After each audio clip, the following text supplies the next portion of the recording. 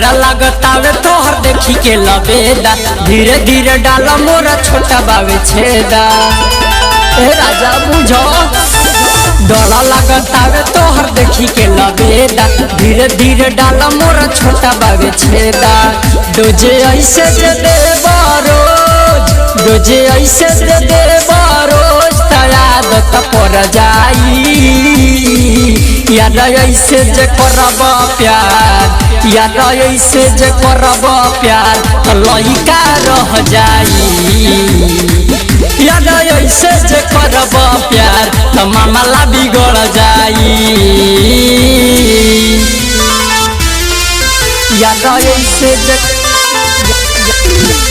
ऐसे जे करब प्यार यार ऐसे जे करब प्यार तो लइका रह जाई रिकॉर्डिंग स्टूडियो सिमरैया चौक कि तोहरा नइखे कंट्रोल लागत कि कोई देबहो कि केहू देखली करे जा त खुल जाई हमनी के हे राजा का करबहो कि तोहरा नइखे कंट्रोल लागत कि कोई देबहो कि केहू देखली करे जा त खुल जाई हमनी के माल भीतरी ले जन तू झार माल भीतरी ले जन तू झार किया फत बढ़ जाई यार ऐसे जे करब प्यार यार ऐसे जे करब प्यार तो लइका रह जाई यार ऐसे जे करब प्यार तो मामला बिगड़ जाई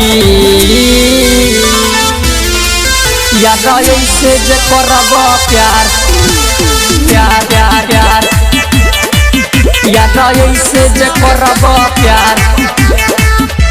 तो लइका रह जाई यार ऐसे जे करब प्यार